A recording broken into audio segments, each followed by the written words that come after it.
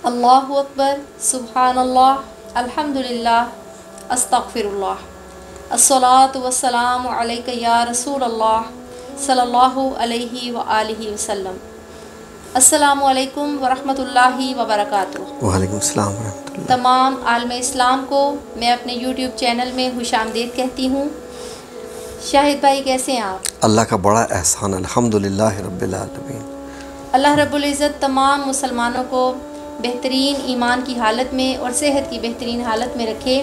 आज का हमारा उन्वान भी कुछ ऐसा ही है कि शाहिद भाई, सवाल कुछ इंसानी ज़ाहिरी खूबसूरती और उसके अंदरूनी खूबसूरती, इसको मिला के जो हुस्न बनता है जी, उसके बारे में कहूँगी कि हुस्न या खूबसूरती दरअसल है क्या, इसका मयार क्या है, खूबसूरत इंसान होता कौन है? बहुत ही खूबसूरत सवाल है। सवाल इट्सेल्फ बहुत खूबसूरत है। देखिए, असल में यह है कि दुनिया में अगर खूबसूरती का लफ्ज़ इस्तेमाल करें तो अचानक चेहरा जहन में आ जाता है। आप लफ्ज़ खूबसूरती इस्तेमाल करें तो उसका चेहरा ही आता है कि अगर आप कोई लड़का है या लड़की है, जो भी है। लेकिन असल खूबसूरती है क्या और कहाँ है? ये खूबसूरती कहाँ है? यानी कि इंसान का ज़ाहिरी खूबसूरत होना ज़रूरी है या बातनी, या इंसान की सीरत, ये तमाम चीज़ें जो हैं ये बड़ी अहमियत रखती हैं। अब इसमें थोड़ा सा लंबा जवाब ज़रा देना पड़ेगा, मुझे वक्त दीजिएगा कुछ, तो आप भी इसमें यकीनन जो भी आपके जहन में आए, क्योंकि एक डिस्कशन है तो आप भी इसमें बताइएगा। आम ज़िंदगी के हालात में देखिए, फॉर एग्ज़ाम्पल, अगर आप पहले हम जाते हैं ज़ाहिरी खूबसूरती की तरफ। एक इंसान या एक समझ लें कि एक लड़की है, वो बड़ी खूबसूरत है, ठीक है जी। तो कोई उसका आता है और आके रिश्ता लेके जाता है उसकी खूबसूरती की बुनियाद पे, ठीक है। उसकी क्योंकि ये बड़ी खूबसूरत है जी, लोग बड़े खुश हो जाएंगे जी कि उसकी बीवी बड़ी खूबसूरत है, तो वो शादी करके लेके जाते हैं। अब पता चला जनाब कि लड़की है तो वाकई खूबसूरत है जी, रंग भी सब कुछ फेयर है, देखने में बहुत अच्छी है। पता ये चला कि जब उसने बात की तो जिस तरीके से उसने बात की, पता चला कि उसने बात नहीं की, उसने पत्थर मार दिया। फॉर एग्ज़ाम्पल, खामन उससे कहा कि शादी को 7 दिन गुजर गए हैं कि भाई कोई चाय वगैरह बना के दो, तो ये हो। अब उसी खूबसूरत लड़की ने एक जुमला बोल दिया जी कि मैं क्या तुम्हारी नौकरानी हूँ? अब बताइए कि जब उसने ये लफ्ज़ बोल दिया कि क्या मैं तुम्हारी नौकरानी हूँ, अब उसकी खूबसूरती और उसकी सीरत या जो उसके अंदर एक अखलाकियात का जो वो मयार है, अब दोनों में अलहदगी होना शुरू होगी। हम खूबसूरत चीज़ को देखते हैं कि ये जितनी बाहर से खूबसूरत है, ये इतनी अंदर से भी खूबसूरत होगी, ऐसा ही है। अब सबसे पहले तो ये साबित हो गया कि ज़ाहिरी खूबसूरती के साथ साथ अखलाकी खूबसूरती भी होना ज़रूरी है। अखलाकियात अगर अच्छे होंगे तो वो उस पर 4 चांद लगाने वाली बात हो जाएगी, ये एक एडिशनल उसका हो जाएगा। अब समझ लें कि जी कि वो लड़की देखने में भी खूबसूरत है, उसका अखलाक भी बहुत अच्छा है, वो इज़्ज़त भी करती है। अब फॉर एग्ज़ाम्पल, उसको अखलाकियात तो है, लेकिन अब पता चला जी कि घर में काम करने वाले हैं, हर तरफ मट्टी मट्टी फैली हुई है, कचरे ही कचरा है हर जगह पर, और वो कह रही है जी कि मैं इसका क्या करूं, मुझे तो कुछ नहीं पता। और घर में नौकर नौकरानियाँ भी हैं, नौकर नौकरानियाँ कह रहे हैं जी क्या करें, जो बीबी जी कहेंगी हम तो वो करेंगे। बीबी जी कह रही है मुझे नहीं पता तुमने क्या करना है। अब वहाँ पर तरीका नहीं है, सलीका भी नहीं है, तरीका भी नहीं है। अब तीसरी चीज़ उसमें एक और मतलब शामिल होने की ज़रूरत पड़ेगी कि ज़ाहिरी खूबसूरती के साथ अखलाकी खूबसूरती के साथ उसमें एक जो ख़ातून के अंदर जो गुण होने चाहिए वो भी होने चाहिए। अब ये बात होगी। अब पता चला जी कि कोई फंक्शन आ गया है, फंक्शन में फॉर एग्ज़ाम्पल लेट्स से कि वो उसको सफाई करनी भी आती है, करवानी भी आती है। अब पता चला जी कि घर में मेहमान आ गए, कोई फंक्शन हुआ है, मेहमान आए हैं, तो उसके बाद उनके लिए कोई खाने पकाने का भी मसला, कोई उनके बाद उनको सर्व कैसे करना है, उनके बाद फिर कुछ गैर मर्द भी आ गए हैं उनके साथ। अब वो जो ख़ातून है वो अपने उसी अंदाज़ में ही कि दुपट्टा सर पे है या नहीं है, जो भी उसने कोई ड्रेस पहना हुआ है, जो भी घरेलू ड्रेस पहना हुआ है, वो गैर मर्दों के सामने भी उसी में ही जा रही है। अब क्या हो गया जी कि उसमें खूबसूरती भी थी, ज़ाहिरी भी थी, और उसमें सलीका शार भी थी, अखलाकियात भी सब अच्छा था, लेकिन उसमें शर्म व हया नहीं थी।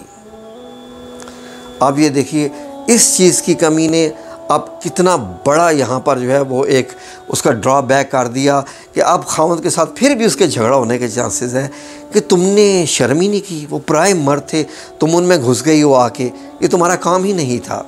तो मुझे कह सकती थी कि यहाँ बैठे हैं तो वहाँ पर मैं खाना सर्व कर दूँ, तुम उनके साथ जाके बैठ के उनके साथ हंस के बातें कर रही हो, वो क्या कहेंगे कि हम एक जिस माशरे में रहते हैं, ये कोई अंग्रेज़ों का माशरा तो है नहीं है कि जहाँ पर वो कहेगी मैंने तो गई और इखलाक से बात की है, जबकि नहीं, वहाँ पर तो इखलाक का मामला ही नहीं था, वहाँ पर तो शर्म व हया का मामला था, वहाँ पर तो उससे एक बहुत बड़ा ड्रॉबैक हो गया। अब पता चला जी कि उसके लिबास में भी कमी रहेगी, उसके शर्म व हया में भी कमी रहेगी। चलें लेट्स से कि ये सारी चीज़ें भी, उसमें शर्म व हया भी है, ये सारी चीज़ें भी हैं। अब पता चला कि नमाज का वक्त हो गया है, ठीक है जी, रमज़ान आ गया है। अब वो कहती है जी कि मुझे तो कुरान पढ़ना भी नहीं आता। अब उसमें बाकी सारी चीज़ें हैं जितनी भी है। अब वो कहती है मुझे नमाज़ पढ़नी भी ठीक तरीके से नहीं आती, मुझे कुरान भी नहीं पढ़ना था। अब दीन से उसकी दूरी इतनी है कि उसको मालूम ही नहीं है कि क्या आयात हैं, किस चीज़ के लिए क्या आयात हैं, कैसे है। रोज़े को भी वो ये समझ रही है कि भूखा रहने का नाम रोज़ा है, बाकी सारा क्या है। अब बताइए, अब कितनी ही चीज़ें होती हैं जो इंसान को खूबसूरत बनाती हैं। अब एक और चीज़, फॉर एग्ज़ाम्पल, जो लोग उस औरत को ब्याह के लेके आए हैं, उसकी खूबसूरती को जहन में रख के कि ये लड़की बड़ी खूबसूरत है। खूबसूरती कितने दिन के लिए है? चंद दिनों की। इससे अंदाज़ा लगाएं, हम भी किसी ज़माने में जब जवान थे तो हर बंदा जैसे जब जवान होता है 25, 30, 35 साल की उम्र तक, वो तकरीबन एक खिले हुए फूल की तरह होता है। तो 35 साल के बाद हर बंदा एक जैसा हो जाता है, हर देखने वाला एक जैसे हो जाते हैं। फॉर एग्ज़ाम्पल, कोई खूबसूरत है या नहीं है, 60 साल की उम्र में सब एक जैसे हो जाते हैं। ऐसे ही है। हत्ता कि मैं एक जगह पर पढ़ रहा था कि एक नौकर है और एक जनाब अफसर हैं जी, बड़े ब्रिगेडियर साहब हैं, पता नहीं क्या क्या हैं सर। अब दोनों एक जगह बैठे हुए हैं, दोनों की उम्र 80 साल है। दोनों में फ़र्क बताइए। बज़ाहिर कोई भी देखेगा तो वो उनके जो स्टेटस का फ़र्क है वो नहीं निकाल सकता, नहीं निकाल। वहाँ पर जनाब उन ब्रिगेडियर या कप्तान साहब की भी वही हालत होगी जो दूसरे 80 साल के बंदे की है, वो महसूस कर रहे हैं उतनी ही कमज़ोरी। दोनों में फ़र्क ही नहीं होगा बिल्कुल। ये सारी चीज़ें बड़ी वक्ती हैं। अब सवाल ये पैदा होता है कि खूबसूरत इंसान कौन होता है? इसका एक ही जवाब है, गो कि इस जवाब में ज़रा कुछ तफसील लंबी हो सकती है। इसका जवाब ये है कि खूबसूरत इंसान वो है जिसको देख के अल्लाह याद आ जाए। बेशक। अब किस इंसान को देख के अल्लाह याद आता है? फॉर एग्ज़ाम्पल, आप किस इंसान को देख के आपको अल्लाह याद आएगा? मैं अमूमन बल्कि कह लें कि बिलखसूस ऐसे लोगों से जाकर ख़ास तौर पर वक्त निकाल कर मिलती हूँ जिनके बारे में मैं ये समझती हूँ कि ये 5 वक़्त के नमाजी हैं। ये बात करते हैं तो कुरान और हदीस की रोशनी में बात करते हैं। इनके बोल चाल में, इनके अंदाज़ में सादगी और एक वक़ार नज़र आता है, ना कि नमूदो नुमाइश और शो ऑफ, कुछ ऐसी चीज़ें। और मुझे मज़ा आता है ऐसे लोगों से मिलने में कि जो कि अपनी रियलिटी के साथ मिलते हैं। सुभान अल्लाह, बिल्कुल। और कुछ इसके अलावा ख़ास तौर पर जैसे आपने कहा, तो चूँकि मैं जब उन लोगों से मिलती हूँ अक्सर औक़ात या नमाज़ पढ़ के उसी वक्त फ़ारिग हुए हैं या अपने वज़ाइफ में उनका वक्त गुज़र रहा है या कुछ ऐसे मामलात हैं, तो उनको देख के मैं भी सोचती हूँ कि हाँ, मुझे भी ये सब जो है वो जारी रखना चाहिए, ये करना चाहिए। और वो आप वाली बात है कि उनकी उस खूबसूरती से मुतासर होके वो चीज़ मेरे में भी आती है। मैं भूली हुई भी होती हूँ तो फिर मुझे याद आ जाता है कि नहीं, मैं तो ये तस्वीर पढ़ रही थी, तो चले मैं इनके साथ बैठकर ये थोड़ा सा ऐसा वक्त निकाल लूँ। माशाल्लाह, बहुत अच्छा आपने जवाब दिया। बिल्कुल ऐसा ही है। देखें जी, जिस शख्स को देख के अल्लाह याद आ जाए वो खूबसूरत है।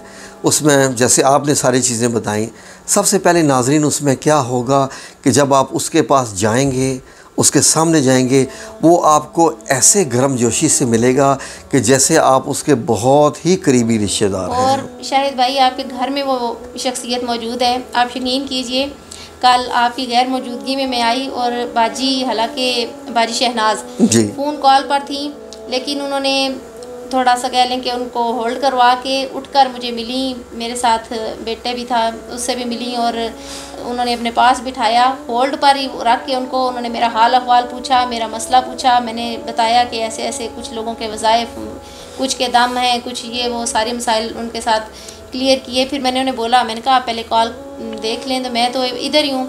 लेकिन उन्होंने ख़ास तौर पर उनसे भी मेरा तारुफ़ करवाया, सलाम दुआ हुई उनसे भी, और ये मुझे बहुत अच्छा लगा। मैं घर जाकर भी सोच रही थी, मैंने कहा आज बाजी से मिलकर मुझे बहुत ही अच्छा लगा, बहुत मज़ा आया। और साथ हाथ में उनके जो तस्बीह होती है, हर वक्त जो ज़िक्र उनकी ज़ुबान पर जारी रहता है, उनको देखकर हमारी ज़ुबानों पर भी ज़िक्र जारी हो जाते हैं। सुभान अल्लाह। तो ऐसी शख्सियात अपने इर्द गिर्द आप लोग भी ढूंढिए, यकीनन मौजूद होंगी, क्योंकि दुनिया इन्हीं लोगों के दम से अभी तक कायम है। बिल्कुल इन्होंने सही फरमाया। यकीन कीजिए कि मेरी बाजी हर वक्त, जो मेरी बहन जिनसे मैं आपके लिए दुआ और दम करवाता हूँ, वो हर वक्त मुझे कहती रहती हैं कि घर से कोई फ़कीर आए तो खाली ना जाए, कोई मेहमान आए तो अपने सारे काम छोड़ के सबसे पहले उसको अटेंड करो। कोई अपने घर में फ़ारग नहीं बैठा होता, कोई आपसे मिलने आया है, आपकी चीज़ों से मिलने नहीं आया।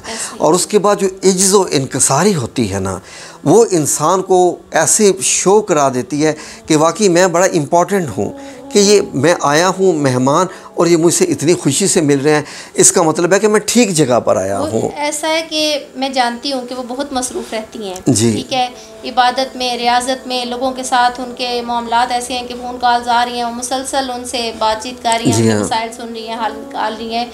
लेकिन मैं उनको बार बार मना कर रही हूँ कि बाजी आप बैठें, आप अपना काम जारी रखें, मैं इधर ही हूँ, मैं आपसे आराम से बात कर लेती हूँ, आप पहले देख लीजिए। लेकिन उन्होंने कहा कि नहीं, आप मेहमान हैं, आप जल्दी से इधर आके मेरे पास बैठें। और फ़ौरन उन्होंने आवाज़ लगाई बच्चियों को कि बेटा आ जाए, पानी ले आएँ, बाजी राबिया आई हैं, इनके लिए चाय ले आएँ फ़ौरन। तो यानी कि विदिन 5 मिनट्स। और कुछ घरों में क्या हालात होते हैं, हम उनके घर जाते हैं शदीद गर्मी में, वक्त निकाल कर अगले की कह लें कि दावत पर गए हुए हैं, 15-20 मिनट हो गए हैं, ज़ुबान सूखी हुई है, हम उनसे ये कहने के लिए नहीं कह लेंगे, मुंह खोल सकते कि हमें एक गिलास पानी ही पिला दें, ये सोचकर कि अगला बंदा शायद अपनी उसमें शर्मिंदा ना हो जाए कि शायद उसने मेहमान नवाजी में कुछ कमी की है। तो ऐसे हम जो बर्दाश्त कर लेते हैं इन चीज़ों को, तो इसमें बेशक अल्लाह रब्बुल इज़्ज़त की तरफ से कोई अजर ही होगा, क्योंकि हमारी भी नीयत अच्छी होती है, हम अगले बंदे को शर्मिंदा नहीं करना चाह रहे होते। लेकिन फिर वही बात आ जाती है कि आपकी वो खूबसूरती मांद पड़ जाती है। ये तमाम जो चीज़ें जो कि इंसान को एक ख़ूबसूरत इंसान बनाती हैं, जो आपने ये सारी बयान की हैं कि उसमें इज़्ज़ व इनकिसारी होगी, उसके अंदर अखलाकियात ऐसे कूट कूट के भरी होंगी। मैं जब कुरान करीम का तर्जमा पढ़ना शुरू किया, तो मैं जब ये पढ़ा कि ए नबी आप अखलाक के आला दर्जे पे हैं, मैंने कहा कि हम तो यही सुनते हैं कि आप सल्लल्लाहु अलैहि वसल्लम बड़े खूबसूरत भी थे, ये सब कुछ भी थे, बड़े ये भी, बड़े वो भी, सब कुछ। और अल्लाह रब्बुल इज़्ज़त ने अखलाकियात को सबसे ज़्यादा प्रायोरिटी दी और आप सल्लल्लाहु अलैहि वसल्लम के अखलाकियात की तारीफ़ की। तो इसलिए नाज़रीन, जिस बंदे में अखलाक नहीं है, उसमें कुछ नहीं है, वो खाली एक बर्तन है। खाली एक बर्तन भी नहीं है कि वो समझ लीजिए कि वो एक तकलीफ़ देने वाली चीज़ है। अखलाकियात सबसे पहला आपका मयार है। मेरी वालदा मोहतरमा ने मुझे एक दिन ये कहा कि अखलाकियात ये है कि अगर आपके घर में एक ऐसा मेहमान आ जाए जिसने आपका कत्ल भी किया हुआ हो, और आप उसको बिठाएं, इज़्ज़त से बात करें, खिलाएं पिलाएं, सब कुछ उसकी पूरी की पूरी उसकी जनाब मेज़बानी करें और इज़्ज़त के साथ उसको रुख़सत करें, ये है असली अखलाकियात। तो यकीन करें कि ये वाली चीज़ बचपन से एक चीज़ जो है वो हमारे घुट्टी में डाल दी गई थी। और उसके बाद क्या होता है कि खूबसूरती, जैसे राबिया ने कहा कि ये चंद दिन की होती है, 40-50 साल की उम्र में सभी एक जैसे हो जाते हैं। जब चेहरे पे झुर्रियाँ आ जाएं तो वो जो मर्ज़ी हो जाए वो सब हो जाते हैं, लेकिन जो उसका अखलाकियात है, जो उसने डील की होती है किसी एक दूसरे के साथ, अगले बंदे के दुनिया से गुजर जाने के बाद भी आपको याद रहती है। देख लें कि हम जो किस्से कहानियाँ पढ़ते रहते हैं कि ये सलाहुद्दीन अय्यूबी का पढ़ लीजिए, किसी और का पढ़ लें, ये सारे जितने हुक्मरान हो गुज़रे हैं, ये इनके अखलाकियात ही थे कि ये आज से सदियों पहले हो गुज़रे और सदियों बाद भी ये चलते रहेंगे और माशाल्लाह इनको याद किया जाता रहेगा।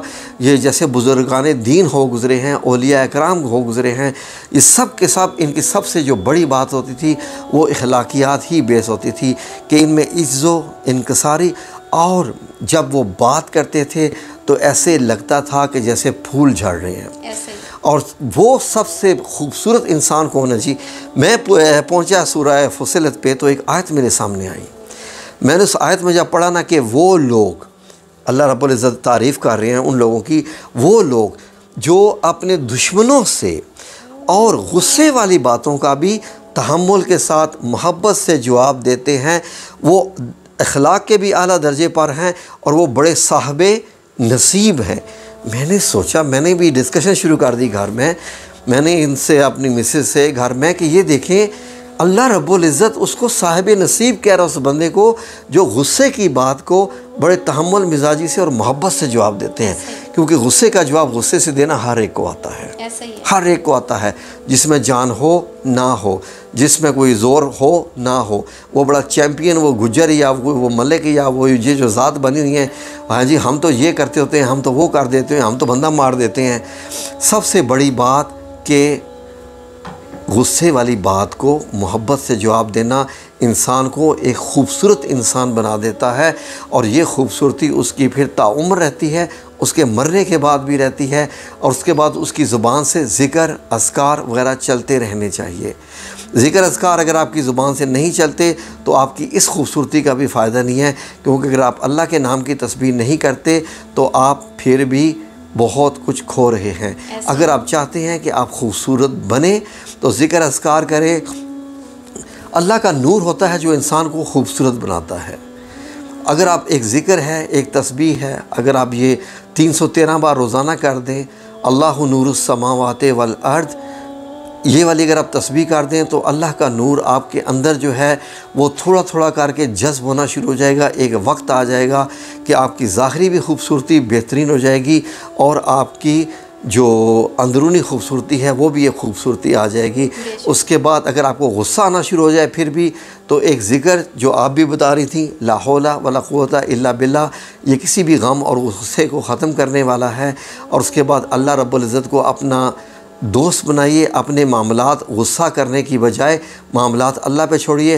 हस्बुनल्लाहु व निअमल वकील, ये कुछ ऐसी तस्बीहात होती हैं ये ज़िंदगी में कर लीजिए, फिर आपको परेशान होने की ज़रूरत नहीं है कि आपका किसी ने कुछ बिगाड़ा है, फिर वो जाने और अल्लाह जाने। आप अल्लाह के स्पुर्द अपने मामलात को कर दें और अपने आप को एक खूबसूरत इंसान बनाएं, सिर्फ़ अपने घर वालों के लिए नहीं, हर एक के लिए। अपने घर वालों के लिए हर कोई खूबसूरत होता है, लेकिन बाहर वाले लोगों के साथ जो खूबसूरती से पेश आता है वो भी हकीकी खूबसूरत इंसान होता है, जो अपने बच्चों के साथ, अपनी बीवी के साथ, अपनी बहन भाइयों और जितने भी दोस्त अहबाब बाहर के होते हैं, रिश्तेदार, सब ये कहें कि ये वाकई ऐसा है, तो फिर वो खूबसूरत इंसान है। बेशक शाहिद भाई, जितनी भी आपने बातें कहीं बेशक हरफ ब हरफ सच हैं, क्योंकि खूबसूरती, आपका चेहरा खूबसूरत होना, आपका रंग सफ़ेद होना ही खूबसूरती नहीं है, बल्कि आपका इखलाक, आपकी बेहतरीन सीरत, आपका अच्छा बोलचाल आपकी असल खूबसूरती है। अल्लाह रब्बुल इज़्ज़त हम सब को ये खूबसूरती हासिल करने की तौफीक अता फरमाए। इंशाल्लाह एक नए उन्वान के साथ आपके सामने फिर हाजिर होंगे। आज तक के लिए इजाज़त दीजिए। अल्लाह हाफिज़।